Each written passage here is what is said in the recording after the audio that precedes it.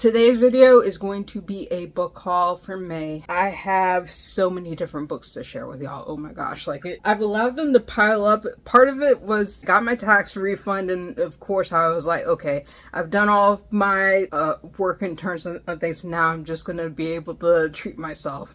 And treat myself I absolutely did in terms of getting more books. So without further ado, we're going to go ahead and dive into it. Hi everyone, my name is Rose, also known as TA Summers. Welcome back to my channel. Today's video is going to be a book haul for May of 2026. I do not even know how many books that I have in the stack in terms of stuff. We're going to just go through them one by one, and I have quite a range in terms of pickup, including manga, including adult fantasy, adult fiction, and other things. So we're gonna go into it, and I hope y'all enjoy it. I'm excited. I'm actually excited to be able to share this haul with y'all.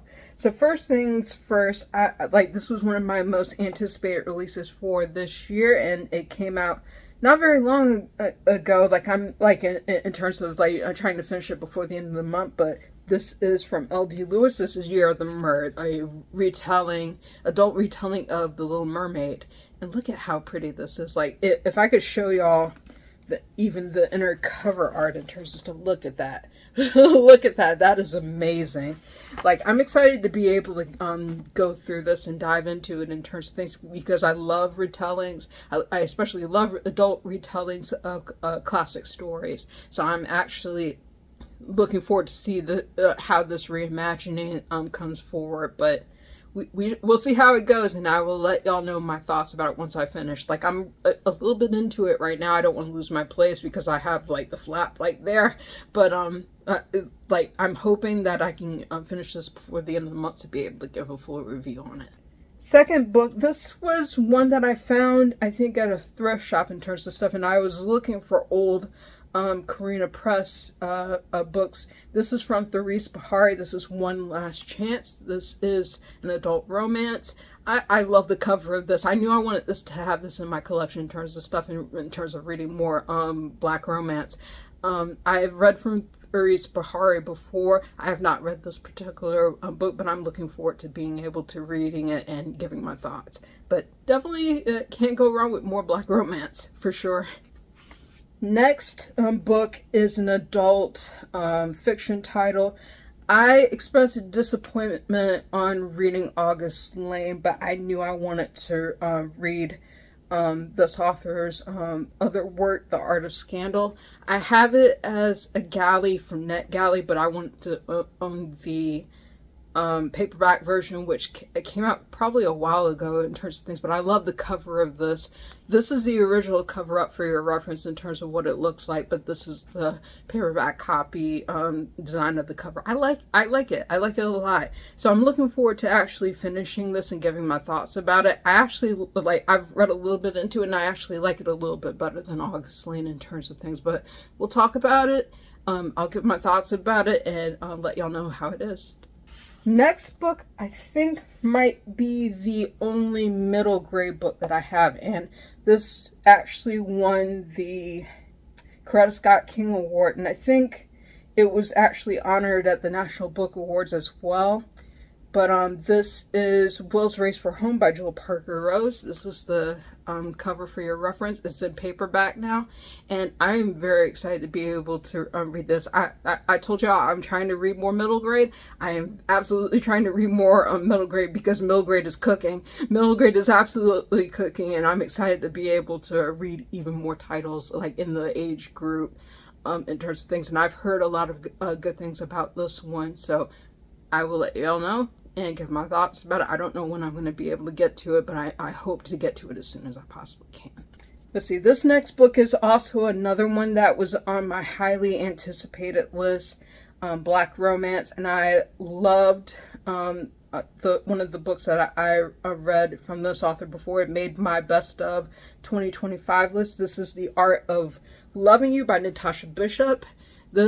This actually came out not very long ago in terms of things, and I knew I wanted to get it. I think I ordered it in the same order as Year of the Mermaid, so I knew I had two much anticipated titles that I wanted to pick up, and this was the second one. This is adult romance. I'm looking forward to it, and I hope I can get to this by the end of this month. Like, my reading pace has been all over the place lately in terms of things, but this is one that I'm looking forward to. I think, let's see, how many pages is this respective book? It's a chunky one. It's 404 pages, but I'm looking forward to this, and I'll give you my thoughts once I finish it. Next one is I think a republished either novel or novella. Yeah, novella from Kennedy Ryan. This is the close-up by Kennedy Ryan. This is the cover up for your reference. The reason why I knew I wanted to read this was not only because the redesigned cover, this is the kind of cover that I'm looking for in terms of stuff. It is very romantic and definitely like expresses Black love. But I also knew that I wanted to pick it up in terms of being able to read the story from. So I will give my thoughts on this adult Black romance when I have the opportunity to do so. And I think this is part of the Hollywood Renaissance. So I'm looking forward to being able to read through this and give you my thoughts as soon as possible. I love the cover of that, though. So I think it might be easier for me to kind of like do this all in one thinking, because those of you who have been following me know that I watched the Netflix series The Summer Hikaru Died. And it had been recommended to me multiple times from different people saying, like, Rose, you should watch the series and read the manga. You should absolutely do that, because this is something that's up your alley with the coming of age parts of it as well as the horror. Y'all don't know how much, like, I instantly fell in love with this respective series. Like, I even said on Bluesky, like, if I could watch a 50 episodes series of this, like, I absolutely would want to follow all of these respective characters. And so now y'all might be thinking, Rose, you didn't pick up all the release volumes of the manga. I absolutely did. I absolutely picked up every single one of them up to volume 7. And I think volume 7 is the latest one in terms of things. I can show y'all the individual covers. And I've already read 2 of them in terms of things. They're pretty faithful. Like the anime series is pretty faithful to the manga in terms of things. But like, there are definitely key differences that they did not include in the anime that are in the manga, which I really appreciate in terms of stuff. But this is the first one. Of course, you see Hikaru in terms of things. And people may wonder, like, what is this series about? Well, so The Summer of Hikaru Died is about 2 boys, Yoshiki and Hikaru, who are best friends. Might even possibly be more than that. Hikaru goes missing for quite some time in terms of things, and ends up coming back to the village that Yoshiki and him living in, with no memory of with supposedly no memory of what happened. And like, the 2 boys are like like sitting like in front of a shop in terms of things, but Yoshiki points out that Hikaru is not the best friend that he grew up with. And that sets a lot of things in motion in terms of someone or something being in Hikaru's body that was not his best friend, that has all the memories of his best friend Hikaru in terms of things, but not the actual experiences. And it is like, there's a lot of unsettling things in terms of revelations and what Hikaru, who isn't Hikaru, does in the village in terms of things, and like the uncovering all the mysteries and things that are going on, mysterious events and horrifying events that are happening in their town, and then being able to unpack who Hikaru is and why they're in that respective situation. So it's a lot of things. And it's also Yoshiki having to deal with the grief of losing his best friend, but while also knowing that the best friend who is accompanying him is not the person that he grew up with, and wondering why this entity is in Hikaru's body. So that's the summation without going into too many spoilers and things like that. But I'm enjoying the series. This is the 2nd volume here, as you can see. This is the 3rd volume. very nice covers. I love the art for this respective series, like in terms of things. That also impressed me. This is the 4th one. And then the 5th. And then the 6th. And then the latest one is the 7th. This just released not very long ago in terms of things. I think the tail end of April, if I remember correctly. But yeah, I bought the whole set of The Summer Hikaru Died manga in terms of things. And that's not even getting into the light novels, which I may check out, but I knew I wanted to check out the manga and see, like, like what it entailed in terms of things. But I'm excited to be able to read it and dive more into the series, and I'm very happy that I had the opportunity to see both the anime as well as being able to read the manga. And what I might do for my channel is to do, like, a series and like a book series with the TV series, the anime, and kind of do it like I did with Daryl, where I had a book and a movie. So, like, I do plan on doing a video on The Summer Hikaru Died for both the manga as well as the anime. So, y'all can look forward to that when I'm done. A few other mass market paperbacks that I'm going to talk about. This is another one from Thuris Bahari, which was also published under Korean Press. This is One Day to Fall. As you can see, this is the cover right here. It looks really cute, and it's adult black romance. I'm very excited to be able to dive into this one and give my thoughts, just like the previous one. I'm glad that I also have it in my collection now, so looking forward to that. The other one, I don't know if I featured this on the channel before in one of my book hauls. If I did, I'm sorry. Like, the days get away from me, but this was one that this was a book that I read many years ago, and I remembered it, and I saw where Reactor had posted like one of their classic covers, and I realized that I no longer had this book in my collection in terms of things, and I was able to pick up a mass market paperback of it. This is Sharon Shin's Summers at Castle Auburn.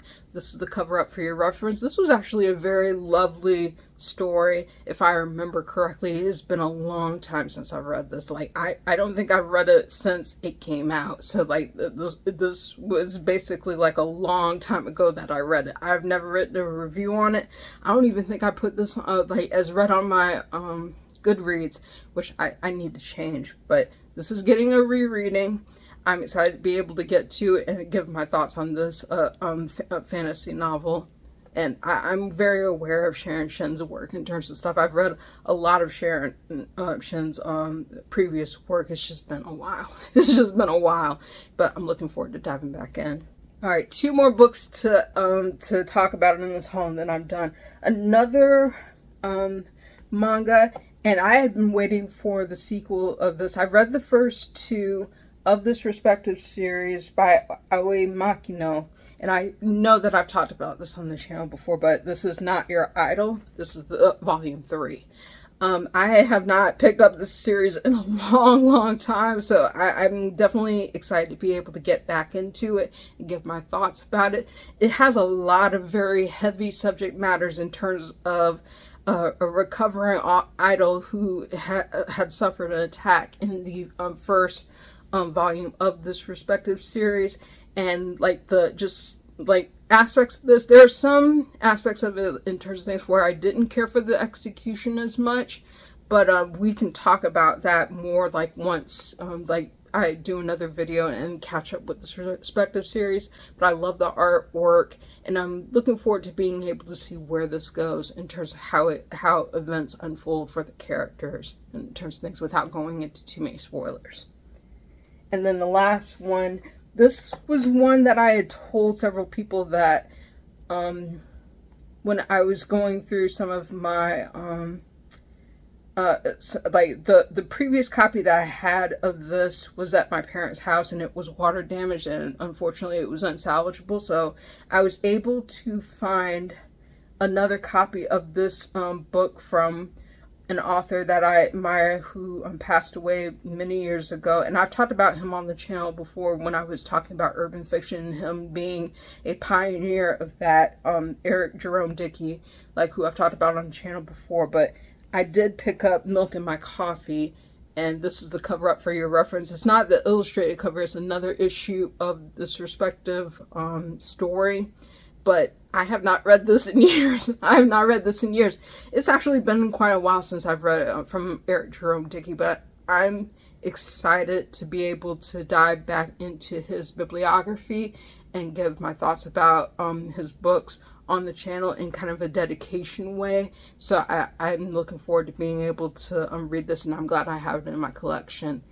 I need to actually go through my books collection and look at all of the Eric Jerome Dickey books that I own and kind of do an assessment, and then also look into what my library has to be able to do that deep dive. But that is it for my book haul for May of 2026. Yeah, we went through a lot of books.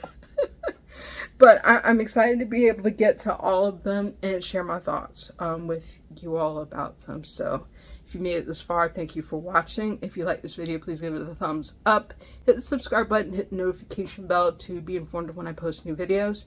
Thank you again so much for watching. I hope you have a wonderful day, and I'll see you next video.